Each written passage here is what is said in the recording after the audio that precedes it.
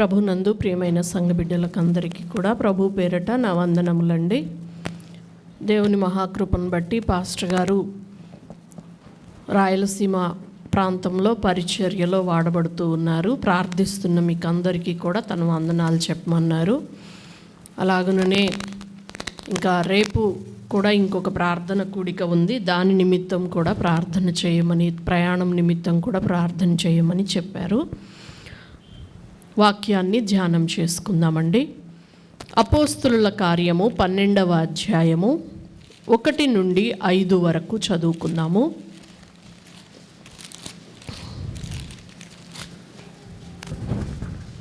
దాదాపు అదే కాలమందు రాజైన హేరోదు సంఘపు వారిలో కొందరిని బాధ పెట్టుటకు బలత్కారంగా కొని యోహాను సహోదరుడైన యాకోబును ఖడ్గంతో చంపించెను. ఇది యూదులకు ఇష్టమైన కార్యమని తెలుసుకుని పేతురును కూడా పట్టుకొనెను. ఆ దినములు పులియని రొట్టెల పండుగ దినములు. అతనిని పట్టుకొని చెరసాలలో వేయించి పస్కా పండుగైన పిమ్మట ప్రజల యొద్దకు అతన్ని తేవలనని ఉద్దేశించి అతనికి కావలిండుటకు 4 చతుష్టయముల సైనికులకు అతనిని అప్పగించెను. పేతురు చెరసాలలో ఉంచబడెను.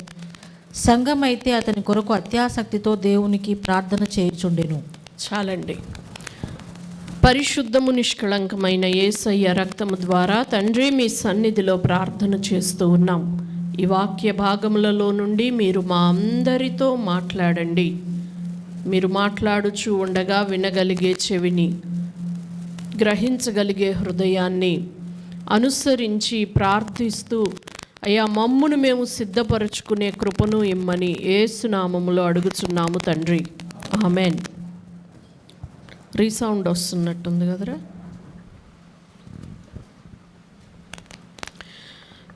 ఇది అపోస్తులుల కార్యాలలో జరిగిన సంభవం అండి.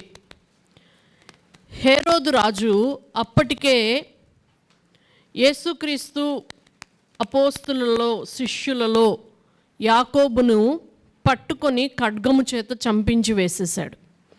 చంపించిన తరువాత యూదులకు అది చాలా ఇష్టమైన కార్యమని హేరోదుకు అర్థమైంది. అర్థమైన తర్వాత ఏం చేశాడు? వెంటనే మళ్ళా పేతుర్ని పట్టుకున్నాడు. అయితే ఏదో ఫెస్టివల్ వచ్చింది, ఇక ఆయన్ని కావల్లో ఉంచారు. నెక్స్ట్ పేతుర్ని చంపుదామని చెప్పి డిసైడ్ అయిపోయాడు.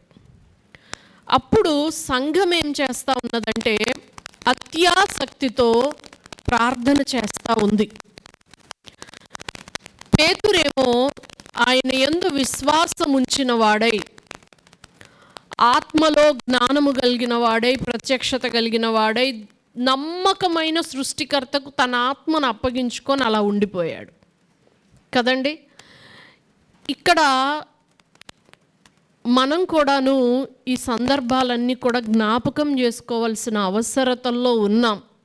దాని నిమిత్తం ప్రార్థన చేయవలసిన వారుగా ఉన్నాం. కనుకనే ఈ విషయాలన్నీ దేవుడు మనకు ఈ దినాన జ్ఞాపకం చేస్తూ ఉన్నాడండి. ఆయన తన శిష్యులకు ముందే చెప్పాడు. ఏమని అనంటే, మిమ్మును చంపువారు తాము దేవుని సేవ చేస్తున్నాము అనుకునే దినాలు వస్తాయి అని చెప్పి. అంటే మనల్ని చంపడము దేవుని సేవ చెయ్యడము అని ప్రజలు తలంచేటట్లుగా భ్రమపరచే ఆత్మ దుష్టుని కార్యం వాళ్ళల్లో జరుగుతుంది. అటువంటి దినాలు వస్తాయి అని దేవుడు చెప్పాడు. ఆ దినాలు వాళ్ళకి వచ్చాయి. జరిగినదే మరలా జరుగుతుంది అన్నట్లుగా మరలా అటువంటి దినాల్లోనికి మనం వెళ్తూ ఉన్నాం. కనుక మనం ఎలా ఉండాలంటే, ఆది అపోస్తుల కాలంలో సంఘానికి హింస వచ్చినప్పుడు వారు ఎలా ప్రవర్తించారో మనం కూడా అలాగే ప్రవర్తించాలండి. అలా ప్రవర్తించాలి అంటే అలా వాళ్ళు ప్రవర్తించినట్టుగా నేను ప్రవర్తించాలి అని అనుకోవడంతో జరగదది. వాళ్ళు ఎలాగ పరిశుద్ధాత్మ చేత నింపబడ్డారో మనం అలా పరిశుద్ధాత్మ చేత నింపబడితేనే, ఆత్మలో బలము నొందితేనే అలాగున ప్రవర్తించగలుగుతాం కదండి. హల్లెలూయా. చాలాసార్లు నేను ఇలా ఉండాలి, ఇలా ప్రవర్తించాలి, ఇలా మాట్లాడాలి అని చాలా గట్టి నిర్ణయాలు తీసుకుంటూ ఉంటారు. కానీ ఆ పర్టిక్యులర్ సిచ్యుయేషన్ వచ్చేసేటప్పటికల్లా ఆ తీసుకున్న మాట గుర్తుకు రాదు. ఒకవేళ గుర్తుకొచ్చినా సరే ఆ భావోద్రేకం, ఆ ఎమోషన్ కంట్రోల్ కాదు. ఇక మళ్ళీ అయిపోయిన తర్వాత బాధపడతా ఉంటారు కదండి. అంటే మనం గట్టి నిర్ణయాలతో ఏమీ కాదు. మన గట్టి నిర్ణయాలతో, మన గట్టి తీర్మానాలతో మనం సాధించలేమని అర్థం చేసుకొని దీనులమై మనల్ని మనం తగ్గించుకొని దేవుని ఆత్మ కొరకు ప్రార్థన చేయడంలోనే మన సక్సెస్, మన జయం దాగి ఉంటుంది. హల్లెలూయా, హల్లెలూయా. వాళ్ళెవ్వరూ కూడాను అప్పుడు ఇంచుమించు 3000 మంది సంఘంలో చేర్చబడ్డారు. చాలామంది భూలోకాన్ని తలకిందులు చేసే వాళ్ళు అన్నారు వాళ్ళందరూ సమిష్టిగా ఉన్నారు. కానీ హింస కలిగినప్పుడు వాళ్ళు చెదరిపోయారు, కానీ ఏడుస్తూ వెళ్ళిపోలేదండి. వాళ్ళు చెదరి పోతూ కూడాను సువార్త ప్రకటన చేసుకుంటూనే వెళ్ళిపోయారు. అటువంటి పరిస్థితుల మధ్యలో కూడా సువార్తను, దేవుణ్ణి విడిచిపెట్టకుండా వాళ్ళు వెళ్ళారు అనంటే అది పరిశుద్ధాత్మ నింపుదల వాళ్ళ జీవితాల్లో ఉంది కాబట్టే జరిగిందండి కదా. వాళ్ళ గట్టి నిర్ణయాలు కాదు, వాళ్ళ గట్టి ఆలోచనలు కాదు. కాబట్టి ఈ దినాన మనం ప్రార్థన చేయాలి. దేవుడు ఇవన్నీ కూడాను సంభవిస్తాయి అని ముందే చెప్పారు కదండి. ఆయన మరలా చాలాసార్లు చెప్పాడు తన శిష్యులకి, మనం అనేక శ్రమలు అనుభవించి పరలోక రాజ్యంలో ప్రవేశించాలి అనే ఉపదేశాన్ని చేతబట్టుకొని బర్నబా ఆ యొక్క ఆదిమ సంఘాలన్నీ తిరిగి ఉపదేశించి వాళ్ళను బలపరిచారు. ఇవన్నీ కూడా మనకు తెలుసు.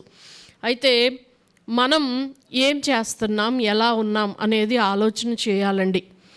మనం ఏమి చేసినా, ఏం మాట్లాడినా, ఎలాగున ప్రవర్తించినా అది దేవుని ఆత్మ వలన కలిగినదై ఉండాలి. దేవుని ఆత్మ వలన కలిగినదైతే, దేవుని ఆత్మ ఆవేశం వలన కలిగినదైతే వాక్యానికి వ్యతిరేకంగా ఉండదు. వాక్యపు ఫ్రేమ్లోనే ఉంటుంది అది. వాక్యం ఏం చెప్తుంది? మనకందరికీ తెలిసిన సుపరిచితమైన వాక్యమే లూకా సువార్త 6వ అధ్యాయము 27, 28 మనం చూసినట్లయితే 29. వినుచున్న మీతో నేను చెప్పున్నదేమనగా, మీ శత్రువులను ప్రేమించుడి, మిమ్మును ద్వేషించు వారికి మేలు చేయుడి, మిమ్మును శపించు వారిని దీవించుడి, మిమ్మును బాధించు వారి కొరకు ప్రార్థన చేయుడి. నిన్ను ఒక చెంప మీద కొట్టువాని వైపునకు 2వ చెంప కూడా త్రిప్పుము. నీ పైబట్ట ఎత్తుకొని పోవువానిని నీ అంగీని కూడా ఎత్తుకొని పోకుండా అడ్డగింపకుము. చాలండి. ఇక్కడ ఇది దేవుని మాటలు కదా. చాలామంది తెలివే ఎక్కువైపోతుంది, జ్ఞానం ఎక్కువైపోతుంది.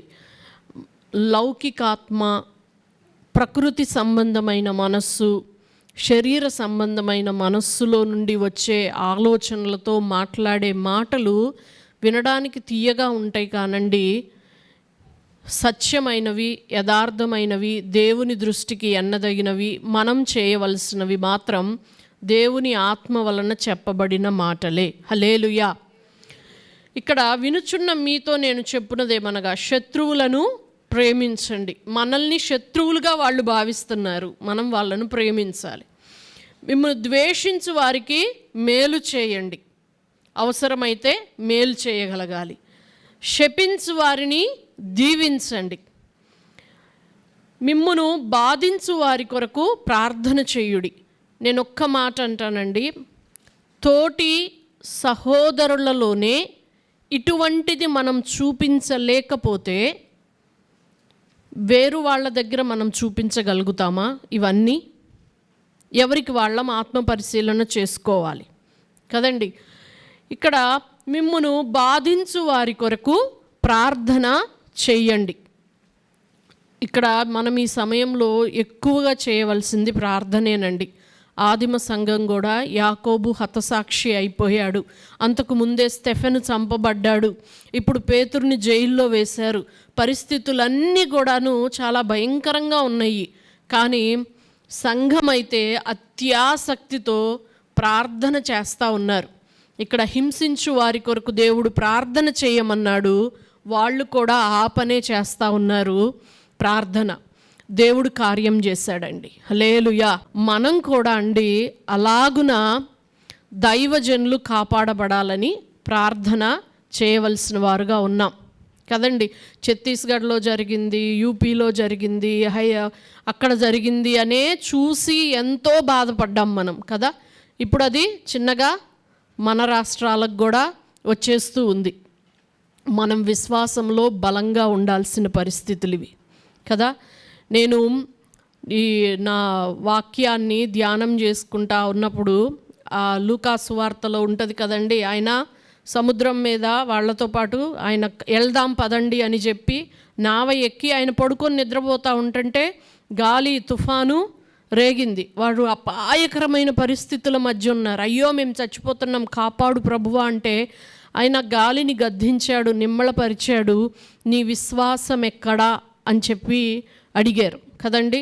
అంటే అపాయకరమైన పరిస్థితుల మధ్య కూడాను మన విశ్వాసాన్ని మనం కనపరచాలి. హల్లెలూయా, హల్లెలూయా. అపాయకరమైన పరిస్థితుల మధ్య కూడా మన విశ్వాసాన్ని మనం కనపరచాలి. మనం నమ్మిన సత్యాన్ని గట్టిగా పట్టుకోవాలి. మనం సాక్షులుగా నిలబడగలగాలండి. అలాగే ఒక్క విషయం చదువుకొని ముగించుకుందామండి. ప్రకటన గ్రంథము 6వ అధ్యాయము 9 నుండి 11 వరకు మనం చూసినట్లయితే, ఆయన 5వ ముద్రను విప్పినప్పుడు దేవుని వాక్యం నిమిత్తమును తాము ఇచ్చిన సాక్ష్యము నిమిత్తమును వధింపబడిన వారి ఆత్మలను బలిపీఠము క్రింద చూచితిని. వారు నాద సత్యస్వరూపి పరిశుద్ధుడా, ఎందాక తీర్పు తీర్చకయు మా రక్తము నిమిత్తము భూనివాసులకు ప్రతిదండన చేయకయు ఉందువని బిగ్గరగా కేకలు వేసిరి. తెల్లని వస్త్రము వారిలో ప్రతివానికి ఇయ్యబడెను. మరియు వారి వలనే చంపబడబోవు వారి సహదాసుల యొక్కయు సహోదరుల యొక్కయు లెక్క పూర్తి అగు వరకు ఇంకా కొంచెము కాలము విశ్రమింపవలనని వారితో చెప్పబడెను. చాలండి. ఇది రెవల్యూషన్, జరగబోయేది దేవుడు రాయించి పెట్టాడు. ఏంటి అనంటే, దేవుని వాక్యము నిమిత్తమును తామిచ్చిన సాక్ష్యము నిమిత్తమును వధింపబడిన వారి ఆత్మలు. ఇక్కడ ఆయన వాక్యం నిమిత్తం వధించబడినవారు కదండి. ఆయన నామము నిమిత్తం, వాక్యం నిమిత్తం జనులు మిమ్మును ద్వేషించి మీ మీద చెడ్డ మాటలెల్లా అబద్ధముగా పలుకున్నప్పుడెల్లా మీరు సంతోషించి ఆనందించండి, పరలోకంలో మీ ఫలము అధికమవుతుంది అని ఉంది కదండి. అంటే ఆయన వాక్యాన్ని మనం చేతపట్టుకొని ఆయన వాక్యం ప్రకారంగా మాట్లాడుతున్నప్పుడు, ఆయన వాక్యం ప్రకారంగా బ్రతుకుతున్నప్పుడు, ఆయన వాక్యం ప్రకారంగా మన జీవితాలలో, కుటుంబాలలో మనం నిర్ణయాలు చేస్తూ ఉన్నప్పుడు, ప్రజలు మనల్ని హింసించినప్పుడు, నిందలు వేసినప్పుడు, అవమానపరిచినప్పుడు మనం సంతోషించాలి, దేవుణ్ణి స్తుతించాలండి. అలా కాకుండా అవి మాటలే ఇంకా ఒక అడుగు ముందుకేసి హింసించే స్థాయికి వచ్చినప్పుడు కూడా ప్రార్థన చేయమనే దేవుడు చెప్పాడు కదండి. మాటలు మాట్లాడుతూ ఉన్నప్పుడు సంతోషించి ఆనందించాలి. హింస, శరీరానికి గాయం, దెబ్బ, బాధ కలుగుతూ ఉన్నప్పుడు ప్రార్థన చేయాలి కదా. ఇక్కడ హతసాక్షులు దేవుడు ముందుగా కొంతమందిని అలాగున నిర్ణయించి పెట్టుకున్నాడు. వారి లెక్క సంపూర్తి కావలసి ఉంది. అంటే మనం పేతురు గారు తప్పించబడ్డాడు కదండి. అలా తప్పించబడిన తరువాత ఆయన ఎంతో పరిచర్య చేశాడు. కానీ హతసాక్షి అయ్యాడు కదా పేతురు కదండి. అంటే మనం కూడా మనం ప్రార్థన చేసినా, ఎవరైనా సేవకుల కొరకు ప్రార్థన చేస్తే వాళ్ళు ఒకవేళ హతసాక్షి కావలసిన లిస్టులో ఉంటే దేవుడు తప్పించడు. కానీ భూమి మీద వారి కొరకు నిర్ణయించబడిన పని మొత్తము కూడా వాళ్ళు చేసి ఆయన ముగించి ఆయన నామాన్ని మహిమపరిచి వెళ్ళాలి. దాని నిమిత్తం మనం ప్రార్థన చేయాలండి, ప్రార్థన చేయాలి కదా. నా దినముల మధ్య నీవు నన్ను కొనిపోవద్దు అని అంటాడు కదా. అంటే మన లెక్క సంపూర్ణము కాకుండా, అంటే దినముల లెక్క సంపూర్ణం కాకుండా కొనిపోబడకూడదు. ఏ దైవజనుడు కూడాను దేవుని లెక్కలో ఉండి హతసాక్షి కావలసి ఉంటే దానికైనా సిద్ధమే, కానీ పని ముగించుకొని వెళ్ళగలగాలి. కాబట్టి దాని కొరకు మనం ప్రార్థన చేయాలండి. కాబట్టి ఇంకొకటి, హింసల మధ్య కూడాను సంఘం ప్రబలింది, వాక్యం ప్రబలిందండి. మనము అంటే భయపడి ఏదో మేలు జరుగుతుందనో ఏదో లాభాన్ని అపేక్షించి వచ్చిన వాళ్ళు వెళ్ళిపోతారు, కానీ ఆత్మలో కార్యం జరిగిన వాళ్ళు, ఆత్మ మూలముగా జన్మించిన వాళ్ళు, ఆయనను రుచి చూసి ఎరిగిన వాళ్ళు మాత్రం ప్రాణం పోతున్న ఆయన్ను విడిచిపెట్టరు. అలాగున ఉన్న వాళ్ళను చూసి చాలామంది క్రైస్తవులుగా మారతారండి. ఇది చరిత్ర చెప్తూ ఉన్న సత్యం. కాబట్టి ఈ దినాన మనం ప్రార్థన చేద్దామండి. అబద్ధంగా చెడ్డ మాటలు పలుకుతున్నారు, ఇప్పుడు అలాంటివి విపరీతంగా మాట్లాడుతున్నారు కదండి. కొన్ని చనిపోయినందుకు, చంపేసినందుకు బాధ కన్నా లేని వార్త పుట్టించి అలా మాట్లాడడం అనేది గాయం ఎక్కువ చేస్తుంది, నిజమే. కానీ దేవుని వాక్యం చెప్తూ ఉంది కదా, చెడ్డ మాటలు పుట్టిస్తారు అని చెప్పేసి. కాబట్టి ఈ దినానండి మనం ప్రార్థన చేద్దాం దేవుని సన్నిధిలో. దేవుడు కాపాడాలి. అపాయకరమైన పరిస్థితుల మధ్య మన విశ్వాసాన్ని మనం కాపాడుకోవాలి. అబద్ధపు మాటలు మన మీద కల్పించి మాట్లాడుతూ ఉన్నప్పుడు ఏడిచి దుఃఖపడి వెనక్కెళ్ళిపోయే వాళ్ళంగా కాదు, కానీ దేవుణ్ణి స్తుతించే వారిగా మనం ఉండాలి. శ్రమ, హింస, బాధ మనకు కలుగుతున్నప్పుడు ప్రార్థించే వారిగా మనం ఉండాలి. దేవుడు మనకు అప్పగించిన పనిని లెక్కను ముగించుకొనే ఆయన సన్నిధికి చేరేవారిగా దైవజనులు ఉండాలి. వీటి విషయాల నిమిత్తం ప్రార్థన చేద్దాము. ఆత్మలో అందరం సిద్ధపడదామండి. కాబట్టి దేవుడు అట్టి కృపను మనకు సమృద్ధిగా అనుగ్రహించునుగాక. ఆమేన్.